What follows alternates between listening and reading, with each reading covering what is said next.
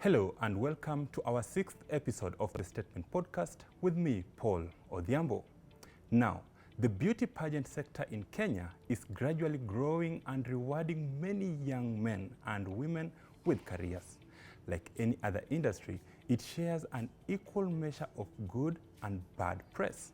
Sadly, there is a perception that it promotes immorality and exploitation, even though on the brighter side of things, models get a chance to represent the country internationally and also become brand ambassadors.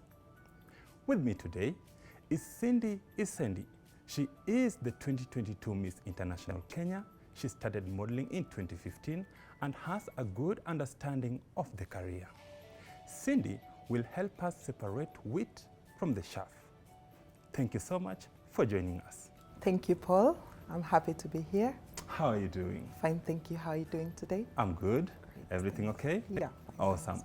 So for those people who are perhaps listening to you for the first time or watching you, who is Cindy? Okay, my name is Isendi. I'm 25 years old and I am a professional accountant to start with. I work with an international NGO called entail. So it deals with media per se. Aha. Yeah. So you are partly an professionally an accountant, and you can perhaps partly become a journalist or something. Not or really. You train journalists. Yeah, we do deal with media, train journalists, and just make sure that journalists all over the world provide quality, credible, and trustworthy information. Okay. Well, perhaps I can learn a few things from you after the session. So, how did you find yourself in modeling? I found myself in modeling from 2015. I started with not beauty pageantry, I started with high fashion modeling. Yeah, and the difference of high fashion modeling is basically showcasing clothes rather than beauty pageantry, which is representing your country on a certain pageant, which has a certain cause. So I started in 2015 with high fashion modeling, and I was modeling for different kind of brands. And then in 2017, I started off with beauty pageantry. So I started with a beauty pageant called Miss Earth. So that is my first. I did not win, but I was among the top 10 finalists. And then I moved forward to Miss Tourism. I was the second runner-up. And then I did now the Beauty of Africa International Pageant, which I won in 2019. Yeah, so from there I was able to represent Kenya in Nigeria. It was really, really amazing per se. And after that, I was crowned Miss International Kenya. So I'm Miss International Kenya from 2020, 2021, 2022. And the reason why it's like a period of 2 years is because the event has been postponed from 2020 because of COVID. We could not travel to Japan at that time because all borders were closed, etc. So I am Miss International Kenya 2022 as well. Oh, okay. Yeah. So as Miss International right now, what is your typical day like? So yeah, as I said, I am also an accountant from Monday. It's an 8 to 5 job, particularly, and in between, basically preparing for the third biggest pageant in the world, which is Miss International. So I have routines like I have to work out very early in the morning, and then I have to prepare for my talents and clothes just in the middle of the day, taking a break from work because we work from home, and then in the evening as well as typically preparation of Miss International as well. I love running. I do running and preparing my outfits, preparing my talent, my speech, and everything of the sort. Oh, okay. Yeah. Okay. So you mentioned that you started as a high fashion model. Yes. And then you transitioned into a beauty pageant model. Yeah. So what does beauty pageant really entail? Is it just about catwalking and answering questions, or what does it entail really? Yeah, beauty pageant is like a whole broad industry, and basically it's being able to represent a pageant on a certain course. We have very many pageants in the world, and each and every of them is pushing a certain cause. So it's basically representing your country and being able to speak for your country about a certain cause in different places. Actually, talking of the cause, is it always an expectation for someone to have a cause for them to enter into the final of the competition? Yes, I think that is in fact what you should have first, because as a beauty queen, whatever you should have as a personality is to promote the world to be a better place. That is what should drive you first. So I do not think without a cause you will not be able to move forward in beauty pageantry, because that is the main thing that should drive you first. And the other ones like catwalks and question and answer is just like on the backside. But the main thing is how you're able to help your community and your people. I've wanted to ask this question for a while with regards to questions. Yeah. Are you always given a brief of what will be asked? No, not at all. There's no brief. You have to be very prepared. You have to, you have to really research whatever the beauty pageant is basically all about. You have to research about the country. You have to have all knowledge on the everything that is happening basically in the world. Yeah, so you can be given any question. Yeah, it's broad. Yeah. So yeah, it's very important for you to read news every single day to keep updated with everything that is happening. How was the experience like the first time you were asked a question on the runway? Then you are there smiling. Wow. Yeah, it was quite. Of course, I had so much anxiety. I was dealing with social anxiety, and it's very scary because it's a very big crowd and you do not know any question that is coming to you. So they just give you any question. But again, with time, you just get to practice, and you get used to it. Okay. Yeah. You mentioned something that you represented Kenya in Nigeria. Yes. What was your experience like? Something that perhaps you can borrow in the industry? Yeah, a lot I can borrow from Nigerians. Nigeria really take beauty pageantry very seriously. It's one of the countries that really appreciates and takes beauty pageantry seriously. The government takes very much a keen interest on it, and basically a lot of organizations, a lot of also NGOs. Just it's a big part of the country per se.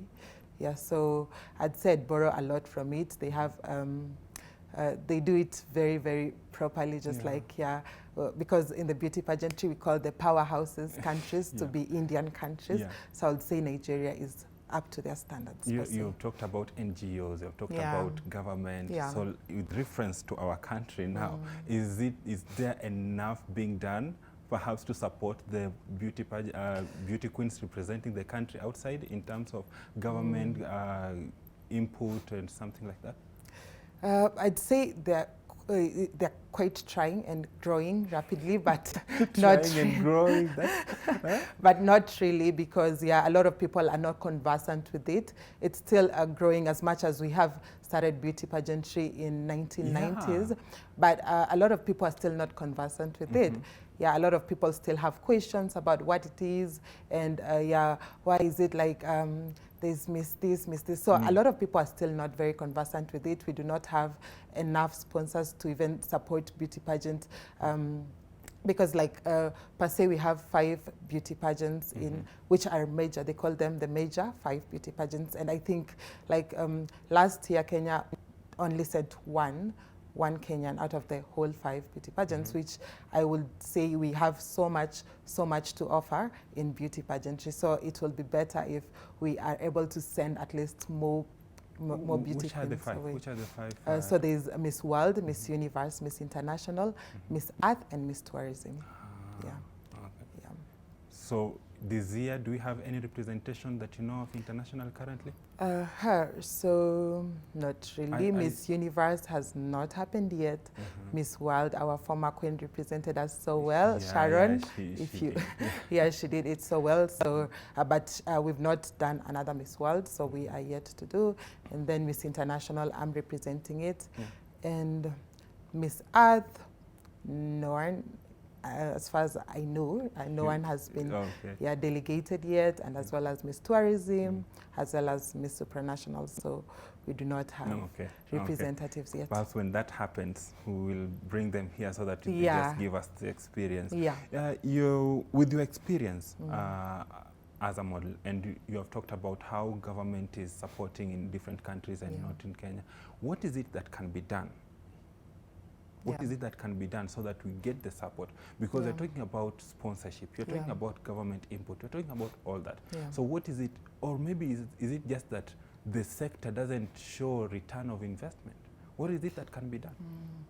I think it's not about return of investment, because beauty pageantry has literally a lot to offer. And in fact, Kenya is very beautiful. Even if we grow big, I'm sure all other countries will want us to hold like the main event in Kenya, an international event in Kenya, because it's one of the most beautiful places I think I know of. So it's not about return of investment. I think it's more of us, maybe the queens taking the initiative to pitch to the government whatever this is all about, and maybe just making them know, making them understand what it all entails, the cause we are doing about it, and everything that we are able to provide to the community from beauty pageantry. Maybe with that we'll be able to convince them what beauty pageantry is about.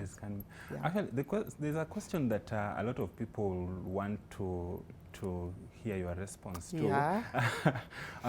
Perhaps they are up and coming, or rather those models who are just in the industry and have not gotten the breakthrough yet. Does modeling pay? Yes, it does pay. How does it pay? Like, what are the stepping stones for someone to say, I can sustain myself, I can sustain my family from modeling? Okay, modeling does pay, and per se there are like 3 major modeling categories, which is high fashion that I said, pageantry, and commercial modeling. High fashion modeling really pays because it's basically being able to represent brands, being a face of a brand. So with that, you can get a lot of jobs in Kenya and outside Kenya. A lot of Kenyan models are in Europe doing high fashion modeling, and they get very well paid. And then there's commercial modeling, which is basically more of advertisement and being able to advertise a brand, being able as well as to be the face of the brand, which we also have a lot of Kenyan models around who are getting paid from that, which pays very well. And then there's pageantry. Pageantry, more so, it's about just giving back to the community. I would say pageantry is more of voluntary, because you get very much experience, you meet people, but again, you just get fulfilled from what you give back to the community. And if you're lucky maybe to win a pageant, there's also a lot of prizes you get.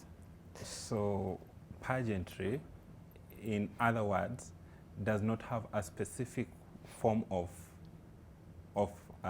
earning, like of payment or something like that. That is what I would say. It particularly does not have a specific form of payment, but through it, you get a lot of experiences. You get a lot of sponsorship. You can even get a job from the pageantry, but itself, it's not. I'd like to take you back.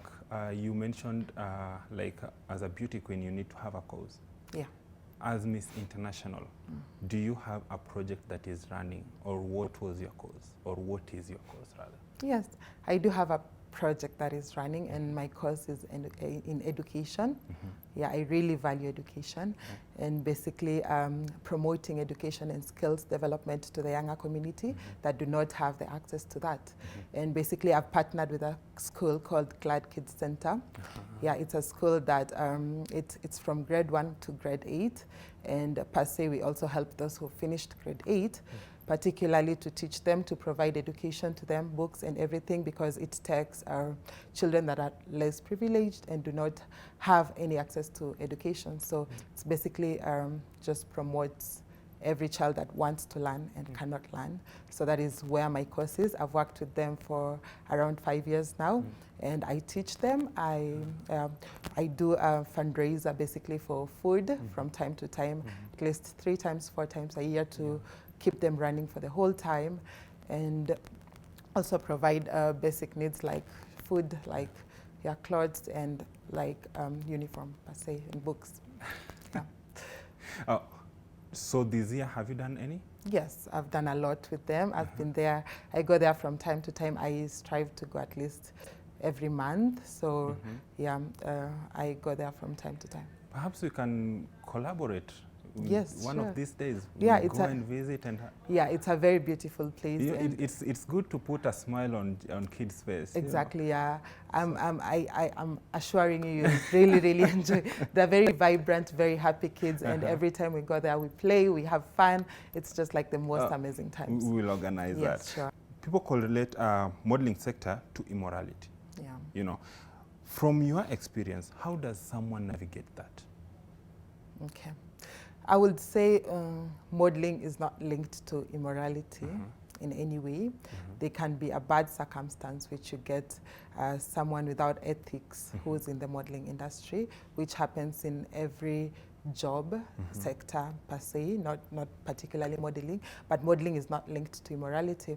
I would say maybe people think of that because of wearing bikinis or because sometimes we do have to wear that in the runway, but it's not about immorality. It's just about appreciating your body and being able to look confident and look beautiful from your body, being able to show you're healthy regardless of your body size, body shape, and anything. So I would say modeling is not linked to immorality in any way, and it's a perception that we should really push and make people understand that the two are very, very different in one way or another. Okay. And in that case, people's watch models represent different countries on the runway. And perhaps there are those kids who will wish to become a model sometime. We have had those conversations that when I was a kid, I was watching so-and-so and I wanted to. What would be your advice to parents whose kids want to be models? Models, I will tell parents to really support their kids. It's very, sometimes some parents do not support, and you can find a very good person who will be a very good model, not being able to proceed their career because of no support from their parents or their people.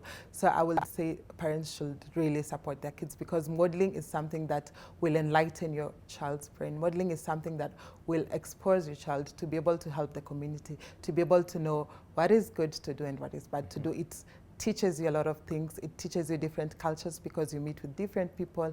You're able to learn everything. When I was in Nigeria, we were like a lot of people all over Africa, and I learned like so much from there. So it just gives you a greater experience of life, and it's a very great cause to allow your child to be able to nurture their modeling. Okay. What's your next step? Okay. After Miss International Kenya 2022, what next? Okay, after Miss International Kenya, I would like to still be in the modeling industry, but to mentor young models, to be able to guide them, because a lot of them do not know where to start from, do not know what to do. I would like at least to be able to be there for my country and to be able to nurture very young models and mentor them and just try to show them the way and where to start from and whatever to do, what is right and what is not in the modeling industry. Thank you so much. Parting shots, perhaps, as we wind up the show? Oh, parting shots.